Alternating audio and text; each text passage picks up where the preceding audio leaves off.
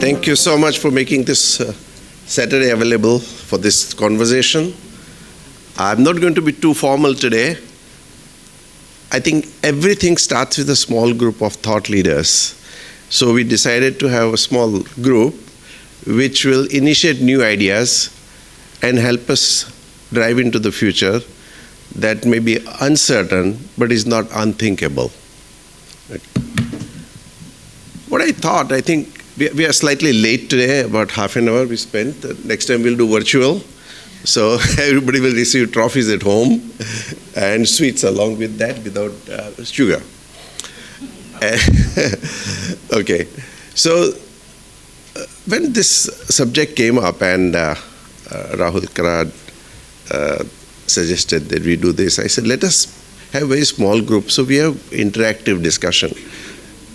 It's not that I only have to speak and it's a monologue, but I can just initiate, but idea and ideate together, I think that would be one of the things. Now, when we are talking about citizen and law, 2047, right? How many years it is? 25? About? 24, 25, right. In internet world, 3 months makes a year.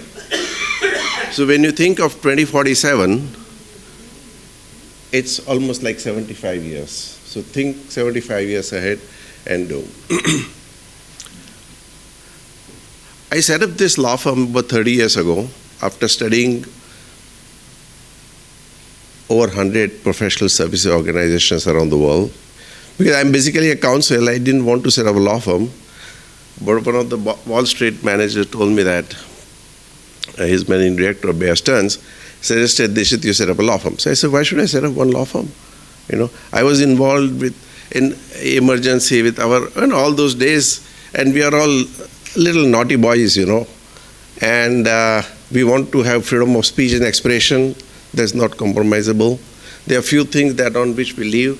So studied, as I said, about 100 organizations around the world, law firms, accounting firms, consulting firm. McKinsey helped us to build a firm. But I said it has to be a purpose-driven firm. So we set out a purpose to say that, of course, while we do transactions and litigation, that's one bread and butter kind of thing. But more important thing for us is to nurture or foster next generation of socially conscious lawyers, number one. And second, to shape the future of law. So it's a three-dimensional purpose with which we work. So 2/3 is non-commercial, 1/3 is commercial, just because it just supports. And the excitement that you see in shaping the future of law, working with young lawyers, is very different than just making money. And I think that is the purpose with which we have been working. So what we typically do, and I saw that most of the firms had 100-year history, which is they can look back with pride, no doubt about it. And we have to learn a lot from that, but because I have no history those days, so I said maybe I can look forward 100 years and build model around that. So philosophy came up that every new technology, every new business model, every new social, political, economic development brings along with it a new strategic, legal, tax, or ethical issue. So I thought, why not be complementary to everybody in the world? We are supporting STAR, okay, and look to the future. And my interest has always been in research. Even today, our law firm spends almost 40% of time on research, academics, thought leadership. And look at what new technologies will be coming. What are the new developments that are likely to happen, whether on social, economic, political front, trend assessment and forecasting, and visualize today the future issues and write papers on that. So when time comes, then we are somewhat ready to meet those challenges. And you can see there's a book here, a research compendium, of about 70 papers that we have done in last 2 years. And with QR code, it's a whole library. With QR code, you can download whole papers, maybe 100, 200 pages. So you'll find all the esoteric subjects. But as far as today's subject is concerned, what I thought was to visualize how democracy will evolve. First of all, I would also like to have some ideas from all of you. What do you mean by democracy? Is it rule of majority? So ignore minority? Okay. You have mobocracy, or whether it is democracy. what is it? I think, have we tried to define democracy? So the way in which we define, or broadly, is to say let us have about 60% of the decision. These are all fuzzy logic numbers, but principles. Majority of the decision should be a consensus. Everybody's job is to build consensus first. If you cannot build, then look at majority. About 10%, there must be minority wisdom, because it's not that you can ignore minority views and we ponder on it and see that. And 5% or so, something like somebody decides, maybe autocrat or whatever, but you cannot have every decision made. So I think one of the things I would love to do on theoretical basis is, what do we mean by democracy, and what do we mean by democracy in today's context? And I will just make a small presentation as to how I see the future of democracy unfolding. Okay, these are all esoteric ideas. These are all thinking and thought processes. I've done a lot of study around that. But this is all open to debate, discussion, and dialogues. But we have to shape the future that we want. Professor Yunus, my very close friend, and we have worked together. He tells me, Nishith, we shape the world that we want. Otherwise somebody else will drive, and then you have a problem, right? So it is better that we all come together as a group and start asking basic question. What is democracy? How did it happen? Let me just give you a small presentation, only 3-4 slides. Of course, then we'll open up to questions. But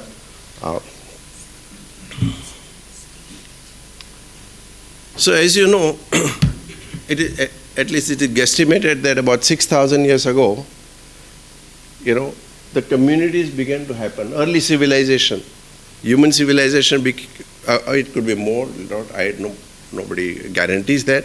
But those days, all the communities were built around water resources, whether river banks or streams and things like that. So all communities were built around that.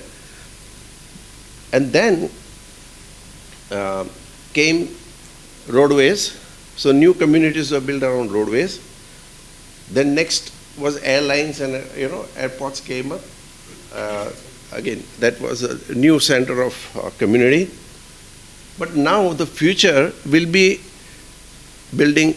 Can you all hear me? All right? We can hear. I'm generally loud, not proud, but but I'm saying that new communities are getting built now around internet highways. Today, if you see overall, and I would differentiate between nation and a state. Okay, so I would concentrate more on the nation. State is a geographic-centric concept. So when we look at today, emotionally, linguistically, in many other ways, culturally, people relate at far distances. People in Delhi will relate more to Washington, Bombay, to New York, Bangalore, to Silicon Valley, right? When something happens in Indian remote place like Bihar or somewhere else, or Uttarakhand happens, for a few days you do here and there. But when Sandy happens in the US, how many emails you send? Anything that happens. So, you're culturally, it's a different nation that is getting formed in the world in some ways, even though it is not formally. So, new communities are getting built on internet highway. And therefore, we'll be seeing emergence, which is the third largest nation in the world, Facebook. Okay. So we just need to keep on the back of our mind that these are the new thought processes happening. There is a lot more conversation going on in the world today on supremacy of personal sovereignty over the state sovereignty. Okay, these are the questions maybe we can ponder as you go along. So that is how the evolution is happening. Now, as we all know, democracy, broadly at least known in history, is that about 500 BC, Socrates came up, then followed by Plato, Aristotle, and we had direct democracy in Athens. Correct? So all city dwellers, came together in a square and decided and voted or whatever it is, right? So that was the early stage. Next stage, can you go to, oh, it's my hand, I'm sorry, I'm forgetting. Representative democracy. First democracy, representative democracy happened in Iceland in the circa 930 AD. Around the same time when Jersey Island has similar thing. So we started getting into representative democracy. So Iceland started, but all the countries. Now, how many years ago? About 1200 years, right? We have to change the business model. So it was representative. I'm just writing MP, MLAs, senators, whatever you call it. But that is an agency. They are the agents of the people. Ultimately, representatives are the agents of the people. But if you look at, do they actually vote in accordance with democratic principles? Sometimes member of parliament or senator would go and do what he wants to do, or party whip is followed. Even though his constituency, 90% of the people may not agree with him, but he has what is called irrevocable power of attorney for some years, right? And we don't have it. So, and this happened because of the necessity, because when too many people are there, how can how can you go and vote and do all that kind of stuff? So when countries become bigger, nations become bigger, or otherwise people. So these are the intermediaries. Okay. So the next stage that we look at is netocracy. From citizenship, it will move to netizenship. Because now we are all evolving on net. Okay. And therefore, the future technologies will enable us to disintermediate, okay, members of parliament and MLAs or otherwise. I'm not scaring anybody. But I'm saying that the reality is the world is moving towards disintermediation. And therefore, there would be new technologies. For example, cell phone will enable you to vote in a secured environment, non-manipulatable, with blockchain, okay? And you can vote in a secured environment. It will also assess your mental condition. For example, I have got one app called AQ, okay? It will tell you exactly what is your mental stress level. Because anybody voting must be in good health and good mental framework as well, right? So the technology will enable us to catch whether somebody is free. It will have a revolving camera, so one can find out whether somebody is putting gun on your head and you're voting, or things like that. So then we have, so we'll be able to vote directly and directly on any issue that concerns you. So then it is real, I would say, democracy with, if you simplify that, to say that it's a rule of majority, okay, just for the sake of discussion. So then you know what people really want, and they can directly vote. But at times there are hundreds of issues going around, you may not have time, so you may have a representative when you want, like CEO, he might delegate something, but sometimes he says, no, on this particular issue, I want to handle it. Same way, the citizen can say, on this issue, I'm going to vote. It's very much concerning me, otherwise I'll tell you. But at any point of time, on any issue, I should be able to vote. That is what would come. Number two, that how would you draft legislation? I think most of the problems happen at the developing legislation, drafting, and then implementation, enforcement. All this can be done through technology. Let us take example. Today, if you have to look at any definition, which is the source you go to? You don't go to encyclopedia. How many of you have opened encyclopedia in last some years? You don't go to dictionaries. You go to Wikipedia. Do you know who writes Wikipedia? Millions of people. It's crowdsourced. And then there are editors and there are other people, facilitators, administrators. But today, it's crowdsourced law. Also, I was definition, everything's done with definition. So that is where we see that even drafting would be happening through crowdsourcing. Even issues what are relevant to people, welcome. So, okay, sorry,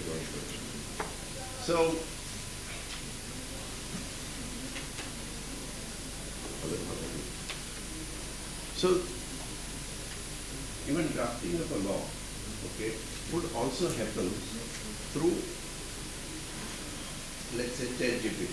And I have given an example of that, I will show you. Number two, even issues can be identified, what is more important to people and less important. I'll give you one example. there are specialized advisors who advise Bill Gates and others, and I know them, on how to use philanthropy. You spend billions of dollars thinking people need this, but their need is something else. Okay, so you are hitting a wrong target. So what happened in one case when Bill Gates was to fund Haiti, which is very poor, and they thought sanitation is very important. People are feeling, sick, falling sick, and all that. So that is where we should deploy maximum investment. When they did study with data analytics and all that, they found that more important thing was to spend on ambulances. People needed that more. Then, of course, both are important, but between the two, it is the ambulance that is more needed. So same thing happens when member of parliament or MLC or otherwise, MLA looks at this and public needs this, whereas public may be needing something else. I'm not being judgmental here. I'm not a part of political party. I'm not, but we are all here to facilitate the growth of democracy and thought leadership. So you can have, identification of issues through data analytics and through AI, through robotics. Number of technologies do exist today to tell you what are more important issues than the other ones. So once it is identified that these are the needs of the people, the next thing is drafting of a law. I just explained that you can draft a law through ChatGPT. In 1 minute, or not even 1 minute, 30 seconds, my colleague, said, okay, look at traffic law. There are other ones. I think we have got some example in front of you. If you see here, it says you are a legislator, draft legal provision for controlling air pollution in state of Maharashtra. You look at this. It is done by ChatGPT. So beautifully done. She pulled out that she said, write a policy on traffic violation. I think I don't have it, but somewhere it must be sitting there. You'll see. So all this is being done, and it's done so well. It takes less than 3 seconds or 2 seconds. So you can draft laws through technology. You can enforce laws like traffic violation. Today, what happened? You're driving at a particular speed beyond the prescribed one. Automatically, cameras pick up, send you a ticket, and you get it. So evidences are all getting collected and presented, and things happen. But this is a very low level. But as we move forward, a lot of technologies will enable us to enforce law as well. So less human intervention. Only thing that would happen is that today still we are not at a stage where cognitive capabilities,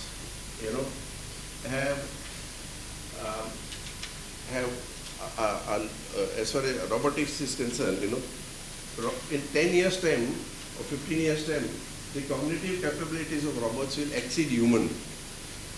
Okay. Today it is still under, and we still have to apply mind. ChatGPT is not a prescribed. If somebody in the US, I'm sure everybody read about it, right? That it drafted a petition, it cited all the case laws and everything, and judge found out that this never existed. Okay, so we'll have to still apply our mind. We are still relevant to the world. So idea is that we will be able to do a lot of those things in the coming years. Sorry, I've gone too long, but I thought technology is going to be the new driver. We need to see how we want to shape the world. Okay, for example, when this goes into democracy is the majority, then we need to figure out how do you incorporate minority interests, minority concerns, minority, all those kind of things. It is up to us to decide together. But this will really help us if we, want to move forward. So this was one of the things that I thought I'll just present to you. And then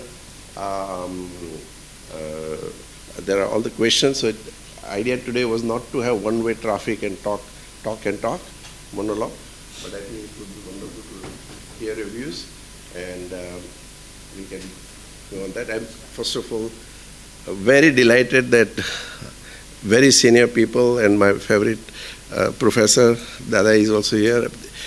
I was his student in the very first class, tutorial he took, before perhaps he became a lecturer. So in 1969, 70, I don't remember exactly. And it's so much of a delight to have you, Lalitji, and everyone, all of you have come, Roshan. All of you have been friends, and if we can shape the world, we can do something interesting. We are a thought leader. Always new thinking starts with small number of people. And therefore we thought we'd have small beginning, which can be giant leap for mankind. Okay, some risk. And thank you so much.